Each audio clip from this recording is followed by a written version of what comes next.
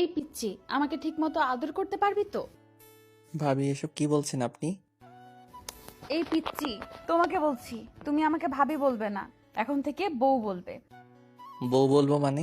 আপনি তো আমার ভাবি হন, তাহলে বউ বলবো কেন? তোকে বারণ করছি না? আর এখন আমি তোর বউ। তোর ভাইয়ের সাথে আমার বিয়ে হওয়ার কথা ছিল, কিন্তু হয়নি। হয়নি তাতে কি হয়েছে? আমি তো আপনাকে কাল অবধি ভাবি ডেকেছি, আর আজ আমাদের বিয়ে হলো। আমি কি করে আপনাকে বউ হিসেবে মেনে নেব বলেন? তুই মেনে নিবি, তোর দাদুও মেনে নিবে। আর শোন, তোকে বলছি না, তুই আমাকে ঠিকমতো আদর করতে পারবি কিনা বল। আমি অত কিছু শুনতে চাই না। আপনাকে জানতে হবে কেন আমি ঠিক মতো পারবো কি না? আমি তো আপনাকে ভালোবাসি না, আর বিয়েটাও করতে চাচ্ছিলাম না। তার উপর বউ হিসেবে মানি না, তাহলে আপনাকে আদর করতে যাব কেন? এখন মানিস না, কিন্তু একটা সময় তো মানবি। তাহলে তুই ঠিকমতো আমাকে আদর দিতে পারবি কিনা আমার সেটা জানতে হবে না? আমি তোর বউ, তোর কাছ থেকে কি চাইবো সেটা তুই খুব ভালো করেই জানিস।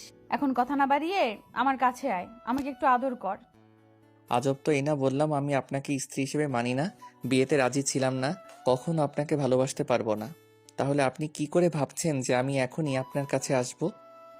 তুই আমাকে ঠিকই ভালোবাসবি আর ঠিকই আদর করবি। আমি কি জানি না মনে করেছিস? তুই যে আমাকে লুকিয়ে লুকিয়ে দূর থেকে দেখতি, সেটা আমি বুঝতে পারি না ভেবেছিস?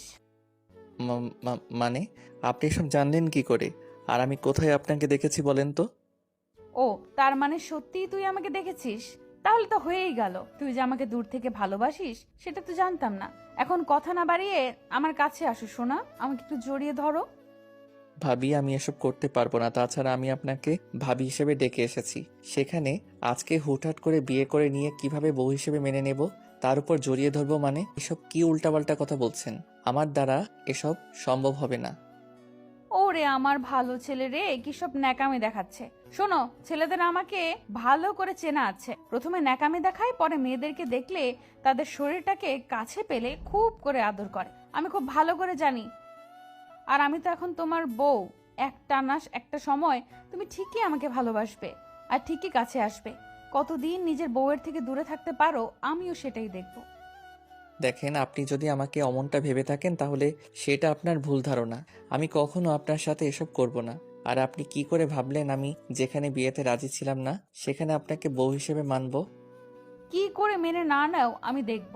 আর আমি কি দেখতে বাজে নাকি আমার মধ্যে কিছুর কমতি আছে যার জন্য তুমি আমাকে ভালোবাসতে পারবে না?